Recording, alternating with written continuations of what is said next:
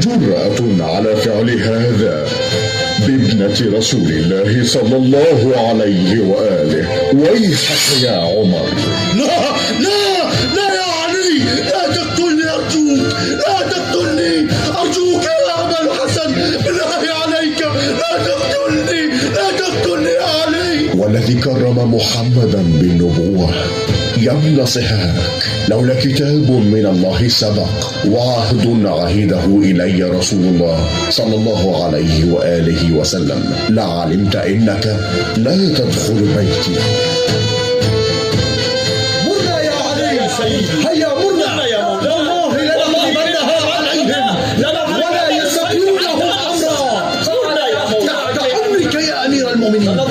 نعم والله الذي لا إله غيره لنقتل دونك يا أمير المؤمنين. فداك نفسي يا مولاي، لنضربن بالسيف حتى نقتل. نعم أمرنا يا مولاي، أمرنا يا علي. كفوا رحمكم الله واذكروا عهد رسول الله صلى الله عليه وآله وسلم وما أوصاكم به.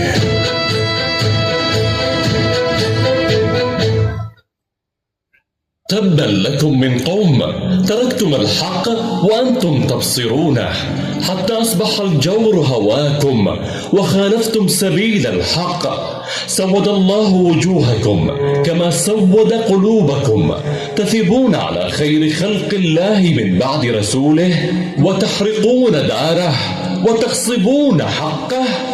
قاتلكم الله، أما تعلمون أنكم تقاتلون ولي الله وأتيتم بالضغائن والجهل، تنكرون حقه ووصية رسول الله فيه؟ ويحك يا عمر، ألم يقم رسول الله بغلق منازلكم جميعا وترك منزل علي مفتوحا بأمر الله، وها أنت الآن تحرق عليه داره؟ ويحكم، ألم يكن رسول الله يترك الباب ويستأذن الدخول على بيت فاطمة عليها السلام، وأنتم تعلمون أنها فلذة كبده وسيدة نساء العالمين، وهذا الحسن والحسين ريحانة رسول الله وسيدا شباب أهل الجنة.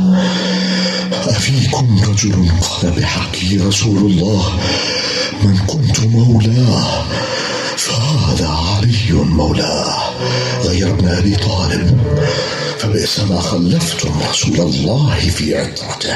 كف عن هذا يا سلمان، فوالله لا يبرح مكانا حتى يذهب معي إلى المسجد ويبايع الخليفة. فإن لم أفعل فما أنتم صانعون؟ إذن والله نضرب عنقك. كذبت والله، إنك لا تقدر على ذلك، إنك ألأم وأضعف من أمرك هذا. مهلا يا أبا الحسن مهلا، لا نشدد عليك ولا نكرهك، ولكن لا نريد منك أن تخرج علينا وتمتشق سيفك على خلافتنا. يا معشر المسلمين والمهاجرين والأنصار، أناشدكم الله، أسمعتم رسول الله صلى الله عليه وآله وسلم يقول يوم غدير خم من كنت مولاه فهذا علي مولاه؟ وفي غزوة تبوك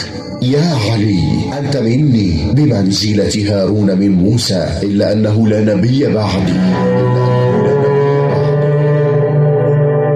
يا علي، كل ما قلت حق قد سمعناه بآذاننا وعرفناه ووعته قلوبنا، ولكن سمعت رسول الله يقول بعد هذا إنا أهل بيت اصطفانا الله وأكرمنا واختار لنا الآخرة على الدنيا، وإن الله لم يجمع لنا أهل البيت النبوة والخلافة. هل أحد من أصحاب رسول الله صلى الله عليه وآله وسلم شهد هذا معك؟ يا علي، لقد شهدوا كلهم بذلك. عمر، أنت يا عثمان، خالد، عبد الرحمن، سعد بن أبي وقاص، كلهم حضروا وشهدوا هذا الأمر يا علي. نعم يا شيخ، لقد سمعنا بذلك. إي والله لقد شهدنا ذلك. نعم، نعم يا علي، هؤلاء هم من أصحاب رسول الله وقد شهدوا بذلك. الله أكبر. ما أشد ما وفيتم بصحيفتكم التي تعاهدتم وتعاقدتم عليها في الكعبة. إن قتل الله محمدا أو مات لتزون هذا الأمر عنا أهل البيت. أنى لك هذا يا علي؟ ما أطلعناك عليها. أنت يا زبير، وأنت يا سلمان، وأنت يا أبا ذر، وأنت يا مقداد، أسألكم بالله وبالإسلام، أما سمعتم رسول الله صلى الله عليه وآله وسلم يقول إن فلانا وفلانا؟ نعم يا أمير المؤمنين، قد سمعنا رسول الله صلى الله عليه وآله وسلم يقول ذلك لك. إنهم قد تعاهدوا وتعاقدوا على ما صنعوا، وكتبوا بينهم كتابا إن قتلت أو مت أن يتظاهروا عليك وأن يصغوا عنك هذه يا علي. بايع يا علي، ودع عنك هذه الأباطيل. هيا بايع يا علي، ومد يدك إلى البيعة أو نقتلك ذلا وصغارا. إذن تقتلون عبد الله وأخ رسوله؟ أما عبد الله فنعم، وأما أخو رسول الله فما نقر بهذا. أتجحدون أن رسول الله صلى الله عليه وآله أخى بيني وبينه؟ أما والله لولا قضاء من الله سبق وعهد عهده إلي خليلي لعلمت أينا أضعف ناصرا وأقل عددا. يا علي لا تكثر، فإن خبر مبايعة أبي بكر الصديق لا بد أن يصل البلاد. هيا يا علي، اذهب معنا لتبايع خليفة رسول الله. ماذا تصنعون يا عباد الله؟ ماذا تقولون؟ ليست الخلافة حملا يبلغ مقصده على أي ظهر. هذه الخرقة التي تتقاذفونها من لسان إلى لسان ليست متاع تجارة اشتريتموه من البدر الرحال. هذه الخلافة أمانة في عنق من يصونها، وأحق أن تكون لسيف الله الغالب علي بن أبي طالب. ما لكم كيف تحكمون؟ والله إن هذه اليد الطاهرة أحق أن تقبل وتبايع. نعم والله، وأنتم تعلمون بأن عليا أعلمنا وأعدلنا وأتقى رجلا في سواد المسلمين. كفوا عن هذه الأباطيل والأراجيز يا ابن أبي طالب، والله لأضعن حمائل سيفك في رقبتك ولتبايعنه نقتلك ذلا وصغارا. ويلك يا عمر، ما أسرع ما خنتم الله ورسوله فينا أهل البيت. خلوا ابن عمي، والله إن لم تكفوا عنه لآتي قبر أبي ولأصيحن إلى ربي. يا سلمان، أدرك بنت محمد، فوالله إن رفعت يدها إلى السماء لا يناظر بالمدينة أن يخسف بها، فأدركها يا سلمان. نعم يا مولاي.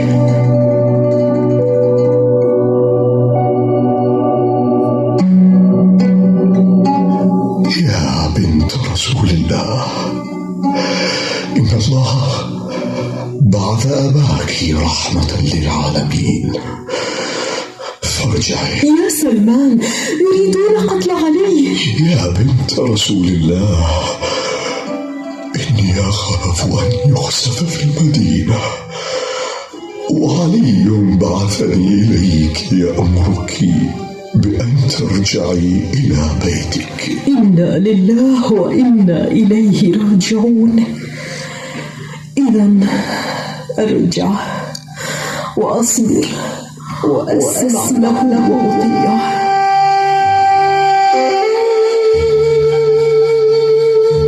ارجع يا قنفذ إلى فاطمة وأوجعها ضربا بصوتك هذا. هيا ارجع.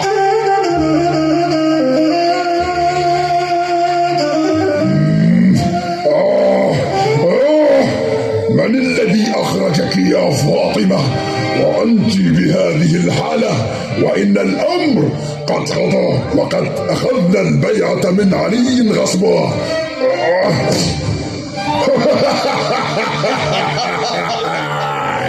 ألم أقل لك يا فاطمة سنأخذ البيعة من علي؟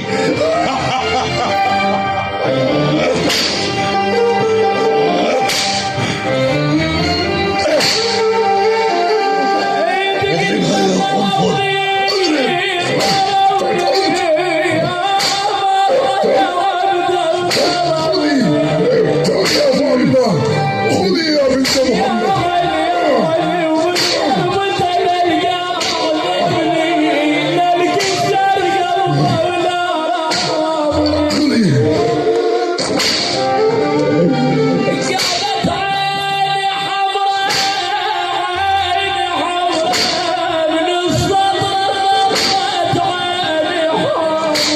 يا قنفذ يا قنفذ، كف عن الضرب، كف عن ضربها، لعل أنهض يا قنفذ.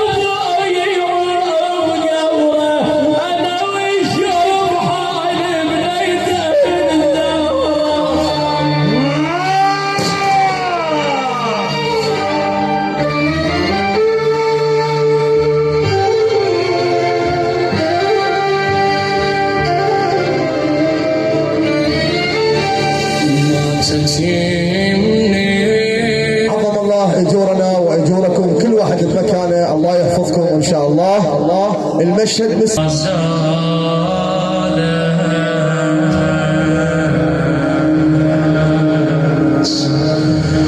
بعد ابنة رسول الله. وعليك السلام يا أبا الحسن. كيف أصبحت من علتك يا ابنة رسول الله؟ أصبحت بين كمة وكرم يا علي. وكيف حال من كسر ضلعها وأسقطت جنينها؟ لا تبكين يا عزيزة قلب أبيك. وكيف لا أبكي؟ فقد النبي وظلم الوصي هتك الله حجابه من أصبحت إمامته على غير ما شرع الله في التنزيل وسنها النبي في التأويل. يا أبتاه، لا أعظم ظلمة مجالسك، فوا أسفاه عليك إلا أن أقدم عاجلا عليك وأذكي بفقد أخاك وحبيبك عليه وولديك الحسن والحسين. اصبري يا بنت رسول الله، واعلمي أن شيوخ المدينة يسألونني أن أسألك إما أن تبكين أباك ليلا أو نهارا. يا أبا الحسن، ما أقل مكثي بينهم وما أقرب مغيبي من بين أظهرهم، فوالله لا أسكت ليلا ولا نهارا حتى ألحق بأبي رسول الله. افعلي ما بدا لك يا بنت رسول الله. يا علي، فإني أنشدك الله أن لا يصلي على جنازتي ولا يقوم على قدري. نعم، ولكن لا ترهقي نفسك، فوالله لقد تفطر قلبي. لا حرم الله عليا منك يا ابنة العم.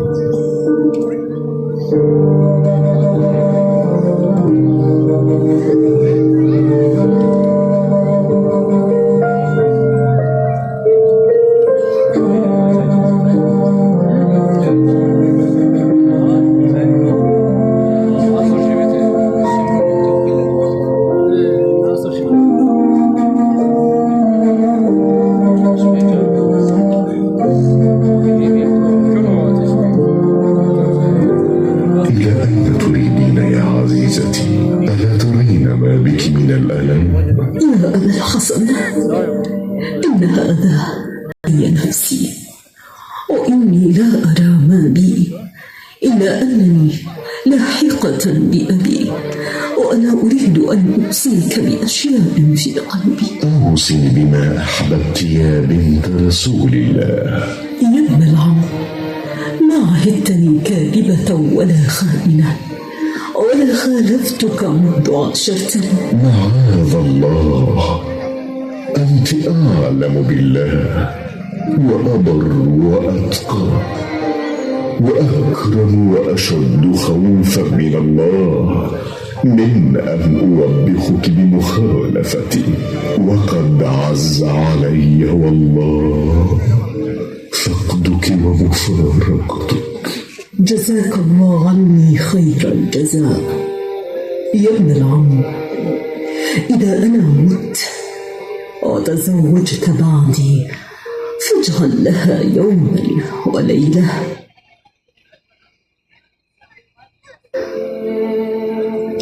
فإنهما سيصبحان يتيمين منكسرين، فبالأمس فقدا جدهما واليوم يفقدان أمهما، فالويل لأمة تطردهما وتقتلهما. أوصيك يا ابن العم أن تتخذ لي نعشا، فقد رأيت الملائكة صوروا صورته. وأوصيك أن لا يشهد أحد جنازتي ممن ظلمني.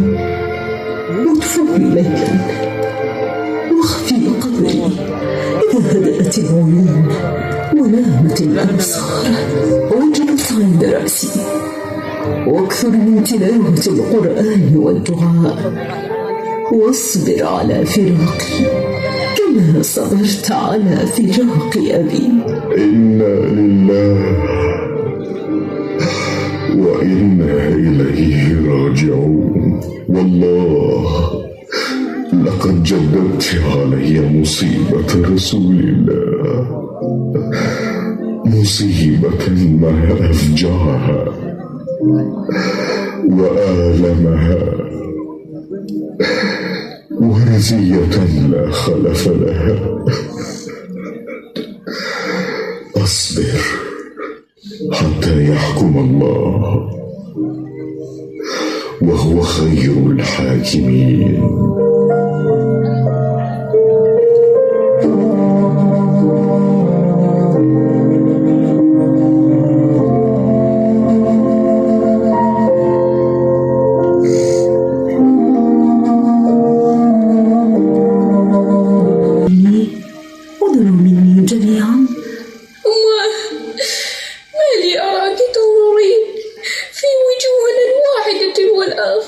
نعم يا حبيبي يا حسن، أنا مشتاقة إلى رؤية وجوهكم يا أولادي. أماه يا زهراء، إني أشم منك رائحة جدي رسول الله كأنك كنت بقربه. وإني أشم فيك رائحة أبيك أمير المؤمنين. يا ولدي يا حسين، يا أولادي، أتريدون أن أصنع لكم الطعام؟ لا يا أمي، إنك عليلة ولا نريد أن نتعبك، أنا أصنع عنك ذلك. نعم يا حبيبتي زينب، فإنك ستتحملين بعدي هم هذا البيت. أماه، ضميني إلى صدرك. تعالي تعالي يا حبيبتي.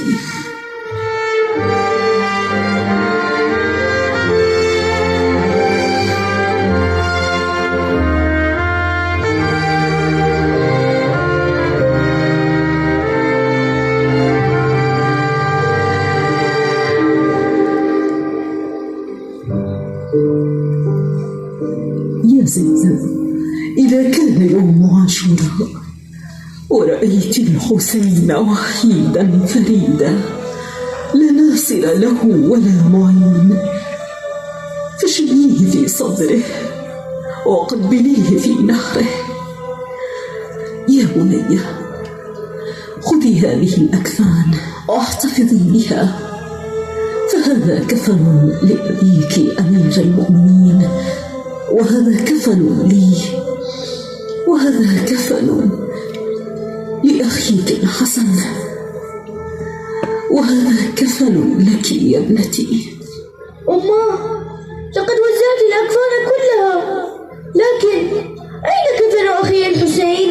بني زينب، إن أخيك الحسين سيقتل مظلوما عطشانا، وستصحب الخيول على صدره حتى تسمعين تكسر أضلاعه ويقطع رأسه أمام عينيك، وسيطاف به مماليك بني أمية،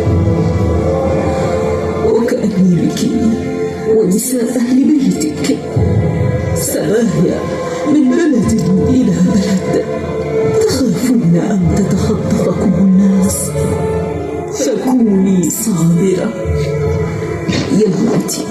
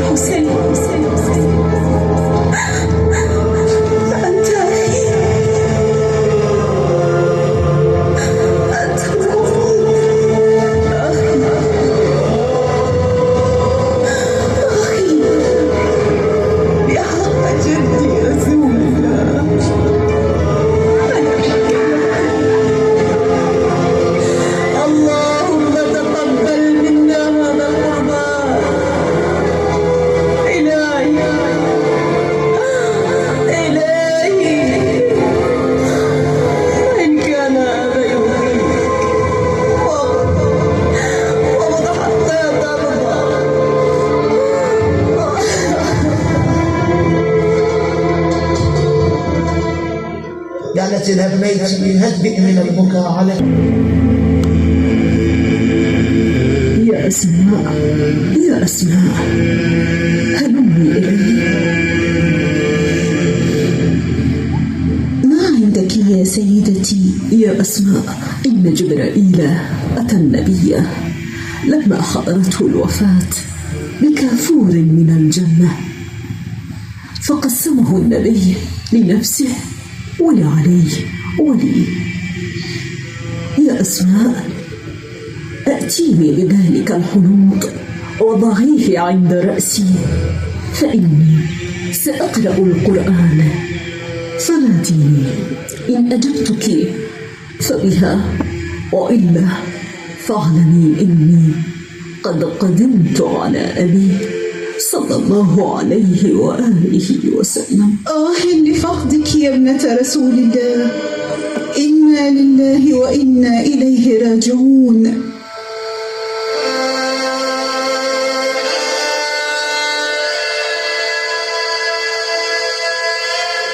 بسم الله الرحمن الرحيم. ألف لام ميم. أحسب الناس أن يتركوا أن يقولوا آمنا وهم لا يفتنون، ولقد فتنا الذين من قبلهم فليعلمن الله الذين صدقوا وليعلمن الكاذبين. أم حسب الذين يعملون السيئات أن يسبقونا، ساء ما يحكمون. من